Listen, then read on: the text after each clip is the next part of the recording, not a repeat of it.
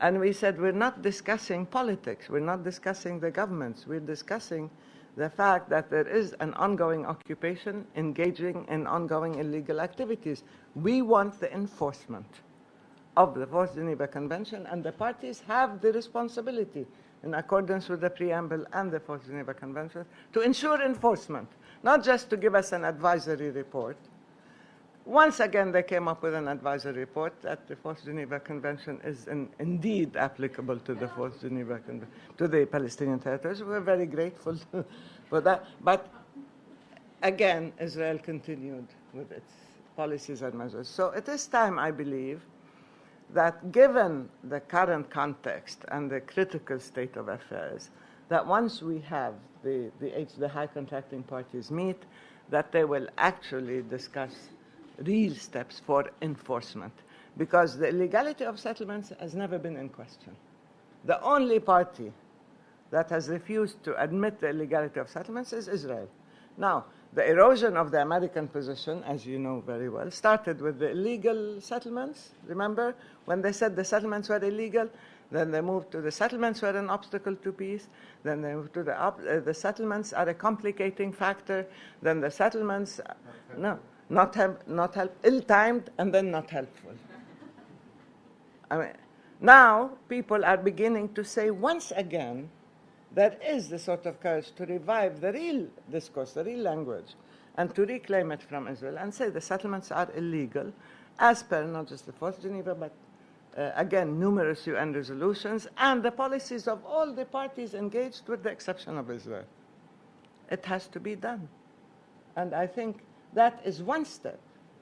The Fourth Geneva Convention signatories, that is one step that would really place us on the right track and get the Israelis to begin the removal of settlements. And we're not going to discuss what's an outpost and what's not an outpost, and are 5 people okay or 20 not okay, and if we have, the mobile units or containers, is that a settlement or isn't it? And no, all settlements are illegal. With that underlying factor, we can move. Thank you. I know you have questions. Please identify yourselves as you present your question. We have the interns here. Yes, sir. Yes. My name is Steve Sawmill. Sorry, may I? Sure. Steve Sawmill. I coordinate an interfaith group called DC Interfaith Peace Initiative in the DC area. Mm-hmm. So we have the 43rd anniversary of the 67 war, mm-hmm. and we have Netanyahu again saying that Jerusalem will not be divided. Mm-hmm. And we have reputable peace activists in Israel and Palestinians saying that it looks more and more like the two-state solution is impossible. Some people are saying it absolutely is impossible now. Already. What is your view on the feasibility at this point with increasing settlement activity? Mm-hmm.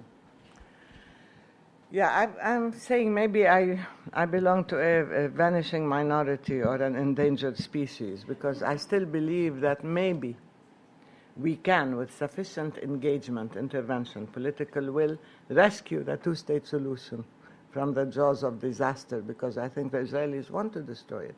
Now, of course, I don't do it because I worry about Israeli demography or the Jewish nature of that state. I don't care. That's their problem. I worry about my need to live in the sunshine, to live freely, in freedom, to exercise self-determination and sovereignty, to end the Israeli occupation, because the more the occupation continues, the more damage it can do, and part of it is entirely irreparable, I think. So we do need to make sure that we end this occupation, stop the settlement activities, begin to unravel the occupation, not Palestinian realities.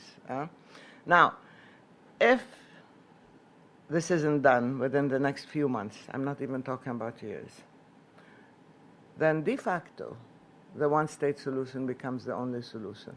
But that is not going to happen overnight. It's not going to happen rapidly. And it's not going to be a political agenda to which we're going to have subscribers. It means the perpetuation of the occupation.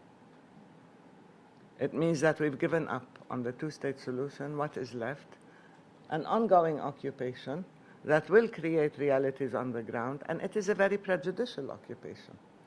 I said the Israeli government is not a neutral bystander, waiting, watching us develop, grow, have more children. They're going to carry out the invisible transfer. They're going to carry out more territorial annexation. Look, if now East Jerusalem, we're left with only 13% of the territory of East Jerusalem to build on, and you don't have permits to build on that 13%, how much more damage are we going to allow Israel to inflict on all of us? So those who say, well, just let things slide, don't know what Israel is doing on the ground. The annexation of Jerusalem, the transformation of Jerusalem, the siege of Jerusalem, the triple siege. You have the settlements surrounding Jerusalem. You have the wall now surrounding Jerusalem. You have the checkpoint surrounding Jerusalem. And you have the Palestinians unable to go to Jerusalem at all. West Bankers and Gazans cannot go to Jerusalem. So it is besieged, isolated, extracted from our midst, and they're planting settlers and settlements in the heart of East Jerusalem. Now, if we say, okay, let the occupation continue, and then we will outnumber them, and that's not going to happen. You're condemning generations to a situation of tremendous pain and violence, and you're going to destroy the whole logic of peace and culture and language of peace, because people will be in a situation where they will lose any confidence in any type of negotiated settlement. And not only that, but you'll be feeding violence and extremism in Palestine and throughout the region. Now, I don't have time to give you all the arguments, but I really believe that those who run ahead of the situation, as we say, you escape a bad situation by running ahead of it into something that could be worse. This has to be thought of really very, very carefully. Unless you can stop the occupation, and unless you can remove it, the one-state solution now is just another recipe for the perpetuation of the occupation and everything that it's doing until reality on the ground is transformed. How many generations will that take? How much time? How much can we afford? And the question is not whether there'll be more Palestinians or non-Jewish people in Israel as Jewish people and so on. No, the question is, this is an issue of legality and humanity. Do the Palestinians deserve their state and their freedom, or don't they?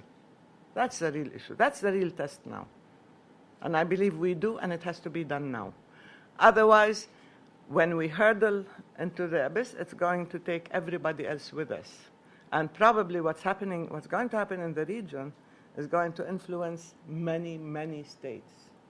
Not just Egypt, not just Jordan, not just other states, because when you defeat the voices of peace, the other voices are going to come up, and they're not going to be very pleasant.